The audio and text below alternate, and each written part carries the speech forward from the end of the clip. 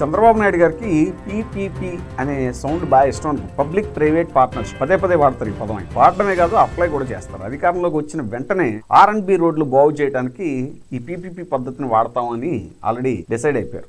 ఏంటంటే ఇప్పుడు ఇదివరకు హైవేలకు చూసేవాళ్ళం. హైవేల్లో ఏంటంటే ఇప్పటికీ ఉంది అదే సిస్టమ్. హైవేలు మెయింటెనెన్స్ ఒక కాంట్రాక్టర్కి ఇచ్చేస్తారు, వాళ్ళే బాగు చేయాలి, రోడ్లు వేయాలి, అన్ని చేసుకున్న తర్వాత టోల్ ఛార్జ్ వసూలు చేసేస్తారు. ఇప్పుడు ఈ పీపీపీ పద్ధతిని ఆయన మెడికల్ రంగంలో కూడా తీసుకొచ్చే ప్రయత్నం చేస్తారు. ఎలాగంటే జగన్ గారి హయాంలో దాదాపు 17 మెడికల్ కాలేజీలకి పర్మిషన్ తెచ్చుకున్న ఆయన 5 కాలేజీలని ఆల్మోస్ట్ రెడీ చేసి, కానీ వాటికి అనుమతులు ఏది మన నేషనల్ మెడికల్ కౌన్సిల్ నుంచి మీరు స్టార్ట్ చేసుకోవచ్చు అని సీట్లు అడ్మిషన్స్ కి అనుమతి LOP అంటే లెటర్ ఆఫ్ పర్మిషన్ వస్తే మాకు వద్దు అని రిజెక్ట్ చేయడం వల్ల దాదాపు 700 సీట్లు పోయి. యాక్చువల్గా చంద్రబాబు నాయుడు గారు ఎన్నికలకు ముందు ఒక హామీ ఇచ్చారు, సెల్ఫ్ ఫైనాన్స్ విధానాన్ని నేను రద్దు చేస్తానని. కానీ ఆ హామీని తొంగలో తొక్కి ఇప్పుడు నేషనల్ మెడికల్ కౌన్సిల్ ఇచ్చినటువంటి MBBS సీట్లని వద్దు అనటం వల్ల 700 MBBS సీట్లు పోయి డాక్టర్ కావాలి అని కలలుకంటున్న పేద విద్యార్థుల ఆశల మీద చంద్రబాబు నాయుడు గారు నీళ్లు చల్లి మా బిడ్డల భవిష్యత్తు నాశనం చేస్తారా అని చెప్పి పాపం ఆ తల్లిదండ్రులు కూడా చాలా ఆవేదన చెందుతారు. పులివెందుల మెడికల్ కాలేజ్ విషయానికి వస్తే జగన్మోహన్ రెడ్డి గారు పర్మిషన్ తెచ్చుకుని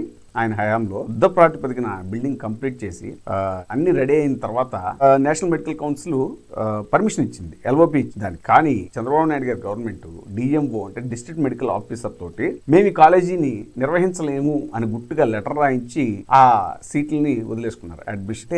ఆయన చంద్రబాబు గారి 14 ఏళ్ల పరిపాలనలో ఒక్క ప్రభుత్వ మెడికల్ కాలేజీ తేకపోగా జగన్మోహన్ రెడ్డి గారు కష్టపడి తెచ్చుకున్న 17 మెడికల్ కాలేజీల్లో 5 కాలేజీలు రెడీగా ఉండగా ఒక పక్క భారతీయ జనతా పార్టీ కేంద్రంలో భారతీయ జనతా పార్టీ తోటి ఈయన పొత్తులో భాగస్వామిగా ప్రభుత్వంలో భాగస్వామిగా మన బీజేపీ సత్యకుమార్ గారు అందులో కేంద్ర ఆరోగ్య శాఖ మంత్రిగా ఉన్నారు. ఇలాంటి టైంలో ఇంకా ఎక్కువగా రాబట్టుకోవాల్సినటువంటి చంద్రబాబు నాయుడు గారు మెడికల్ సీట్లని సెంట్రల్ గవర్నమెంట్ ఇస్తాను అని LOP ఓకే చేసిన సీట్లు కూడా మెడికల్ సీట్లు కూడా వదులుకుంటున్నారు అంటే విద్యార్థుల భవిష్యత్తుతో చంద్రబాబు నాయుడు గారు ఇలా చెలగాటం ఆడటం అనేది చాలా దుర్మార్గం అని వైద్య రంగ ప్రముఖులు కూడా విమర్శిస్తున్నారు.